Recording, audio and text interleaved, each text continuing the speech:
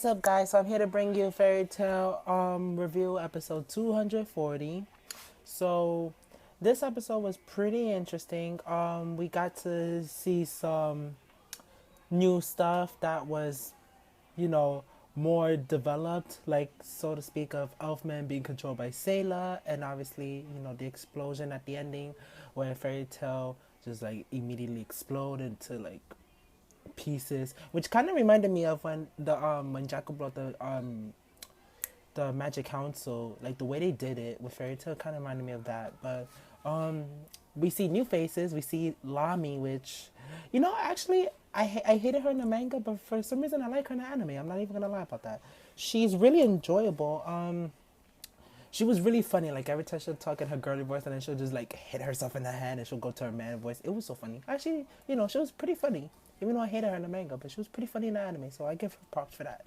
Um, we see Tempesta come back, but obviously his appearance has changed.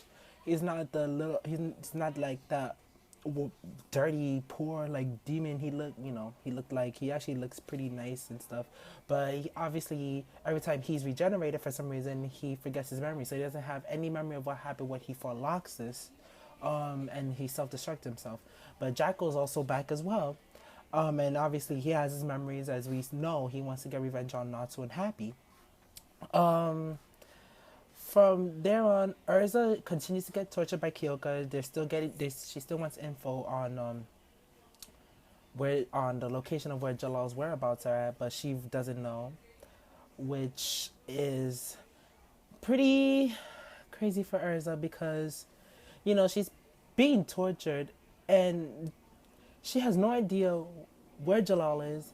Kyoka is not understanding that she's still torturing her no matter what. She doesn't really care about whether she knows or not, as long as she gets her info. But obviously Urza doesn't know, and she's still getting tortured. And I hope they rescue Urza sometime soon, because this is going way out of line for her. And I really feel bad that she's like in this situation for something she has no idea on. She has no idea on where Jalal is. But then we get the battle of Jalal versus Irrational States, which is still going on, and Jalal seems to have won the fight till Zero comes back, but as Brain, and defeats Jalal, or so we think, and obliterates him, which of course Melody is like very shocked by this, and she thinks that Jalal is dead. Irrational States think he's dead, but little do we know that Jalal actually escaped Midnight's nightmare and managed to also defeat all of them by using Grand Shadia, which we actually get to see finally use in full effect for the first time, because I've noticed that he tried to use it before, but for some reason we never got to see why. We never got to see how like the move, fully affected people. I'm so sorry. Like I'm trying to like my words are like not coming out correctly, but we get to see Grand Shadia in full effect, which is pretty awesome. I actually like the move. It was really good. But they're like, Irrational States is like, oh, are you gonna take us back to prison? Or are you gonna kill us? But Jalal's like, no, come join my guild, crime sorcery, and your voices will be heard. And so we don't know if they're gonna join or not. We don't know. We have no idea whether Irrational States is either gonna join Jalal or they're gonna still try to either fight him or try to escape, and then we'll have to look for Irrational States again.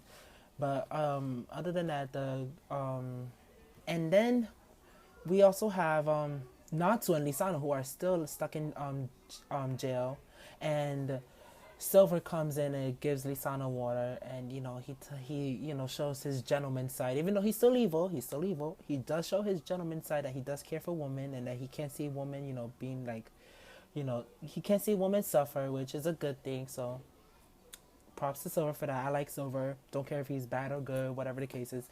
I like him. But we it's good to know that even though he's still a villain, he does have somewhat of a nice side towards him.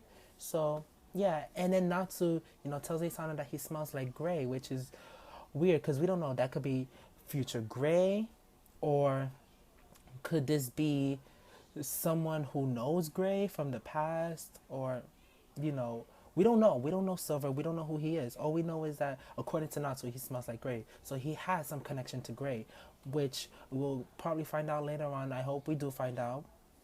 Um, Other than that, Lasana, she drinks water that Silver offers her, and then she's refreshed, and that's pretty much from that point on. And then we come to the death of the former council chairman who managed to take the key from Jalal, which Tartarus needed in order to kill him, so that way they can activate Face. But now that it was put into him, and Kyoko comes in and kills him, basically. She just ends him, and she tells the demon guy, which I forgot his name, but I don't remember his name because I didn't really care for him in the manga or the anime. But she tells him to activate Phase,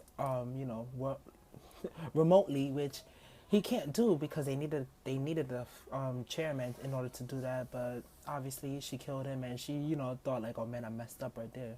But Face is still rising up, as we saw once they killed him. That Face is starting to come out, and it's gonna be activated pretty soon, from what we can tell. But Sayla comes in, and then she tells, Kyoka that Fairy Tail is about to be done, which then we see Elfman choking Kana, and, well, not choking her literally, but he's just like, like, whatever you want to call it, suffocating her, choking her, but he's, like, hurting Kana, and, she's, like, she realized that he's being mind controlled, and that there's a bomb inside the guild, which then from there we just see the explosion of Fairy Tail. But another thing is that Levy, actually, she pinpointed the location of where like the cube is at, and turns out they're right above Fairy Tail. They're like right there. So now all they gotta do is just find a way to go up to the cube and try to save Natsu, Lisana, and Urza. Oh, and Mira Jane as well. They need to save Mira Jane because she's also captured, and Lami's trying to turn her into a demon, but we didn't get much of that. We just know that Mary Jane's like locked up. She's gonna be turned into a demon. And Minerva is back as well, with a new look and everything. She got like marks on herself, and she's saying that she got more power. So I can't wait for her to use that power. See how strong she's gotten from her original powers. It's pretty exciting. It was a pretty good episode. I hope I covered everything. If you did enjoy this review, give it a thumbs up. Also, comment your opinions, thoughts, anything you want to comment, and I'll talk with you guys there. Also, I'll leave my social medias on the description. Subscribe to me as well, because I'm going back to doing review videos. But yeah, have a safe day / night wherever you're from, and I love every single one of you. Bye.